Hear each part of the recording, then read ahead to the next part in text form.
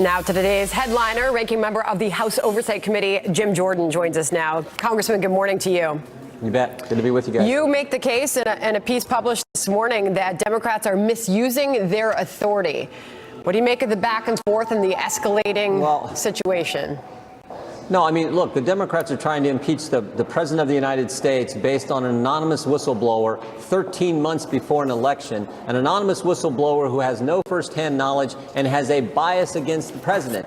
And the guy who's running the process, Adam Schiff, didn't tell us that his staff had met with the whistleblower prior to the whistleblower filing the complaint. Adam Schiff, who did his quote parody. So, Congressman, do you have evidence that he has bias against the president? The American people. So, of course, the White House is fed up with this. Of course, they're going to say, you know what?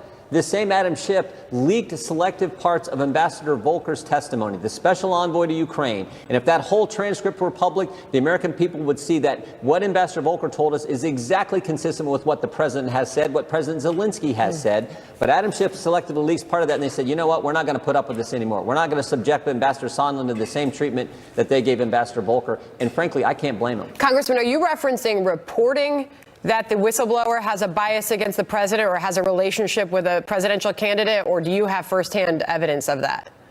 Well, I'm referencing what the Inspector General said when he sent the letter to the intelligence community, Director of National Intelligence. I'm referencing that. He said there was an indicia of bias against the president and for a rival political candidate. That's what I'm saying. There's been reporting out there that confirms that. So all I'm referencing is what the Inspector General said. But there's lots of things that have come out in the last day that make this thing look even more suspect, because the complaint was, there's been reporting that says the complaint's on July 25th.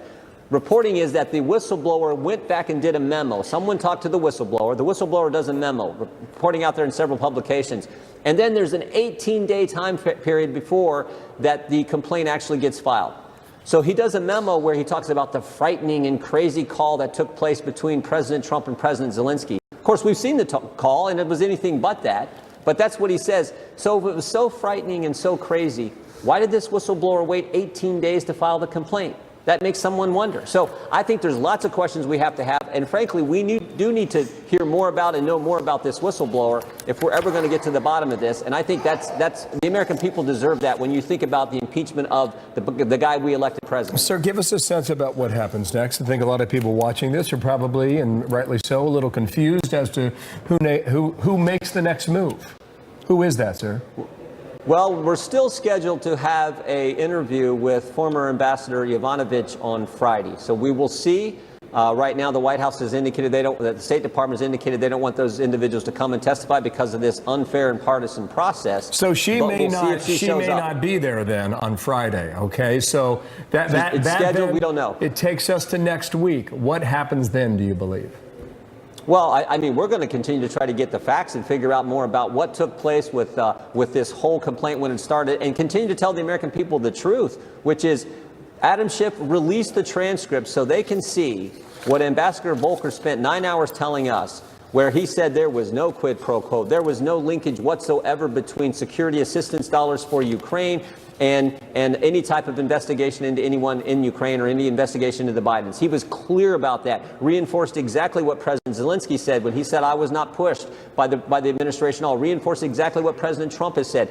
But Adam Schiff won't release that. Instead, there were 67 pages of text messages. Adam Schiff took a few of those text messages and released them. Release them all. Got it. Release them all, and more importantly, release the entire transcript so the American people can see. We're talking about impeaching the President of the United States 13 months before an election based on an anonymous whistleblower with no firsthand knowledge who has a bias against the president, and an investigation being led by Adam Schiff. I mean, the president was willing to release the transcript of the call with the Prime Minister or with President Zelensky. Why won't Adam Schiff release the transcript of the special envoy who testified for 9 hours? All right. There are new reports that Robert Mueller was indeed back in 2017 when he met with the president seeking the job of the director of the FBI. It is in stark contrast to what we heard from Robert Mueller in this hearing room just a short time ago. Yeah. No. My understanding, I was not applying for the job. I was asked to give my input on what it would take to do the job. That was Robert Mueller testifying in July 2019. So why the difference in what we heard then versus July 2019? I don't know. Maybe we might have to ask Bob Mueller again. Here's what I know. This just underscores how important the investigation that Mr. Durham is doing, that Bill Barr has tasked him to do, to get to the origins of how this whole false Trump-Russia accusation started. Never forget, the president is falsely accused of conspiring with Russia to impact the 2016 election. There's a 10-month investigation done by the FBI. After 10 months, Jim Comey tells us there was no, because we deposed Jim Comey, and he said there was nothing. They had nothing at the time. No matter, but Bob Mueller is then hired as special counsel. He does a 22-month investigation. After 22 months, he tells us no conspiracy, no collusion, no coordination. So 32 months of investigation, nothing there. And the Democrats say, well, we're going to keep going after the president. Bill Barr said maybe a better use of our time and taxpayer dollars is to figure out how the whole false accusation started in the first place. And that's exactly what Mr. Durham is doing. And I look forward to the completion of that investigation and the truth getting to the American people. Well, apparently his investigation is stretching around the world. Do you believe that you will get that resolved? Yeah. Within here's a year? Why it's stretching around. Yeah, Bill, here's why it's stretching around the world. Remember, the guy who started it all, this guy named Joseph Misuse, who was hanging out in Rome and London, he's the guy who first tells Papadopoulos Russians have dirt on Clinton. Papadopoulos passes that on to the Australian diplomat, and then the diplomat tells the Justice Department, and Comey opens an investigation based on that. And yet when the FBI interviews Joseph Misuse in February of 2017, he lies to them 3 times. And they don't do anything. They don't follow up. They don't find him. They don't charge him. Anyone else who made a false statement, the FBI gets charged. Michael Flynn, for goodness sake, a 3-star general, made a false statement to the FBI. He's been in all kinds of has all kinds of legal trouble. So, but the guy who starts it all lies 3 times, and and that's in the Mueller report, and they don't do squat about it. So no wonder Durham and Barr are traveling to Italy to figure this out. As we try and follow the roadmap here, do you believe Durham can finish his work within a year, yes or no? I hope so, yeah. Okay. I think so. I hope so. We shall see, because you got an election in 13 months. Another quick question here. Do you believe House Democrats will vote on impeachment, yes or no?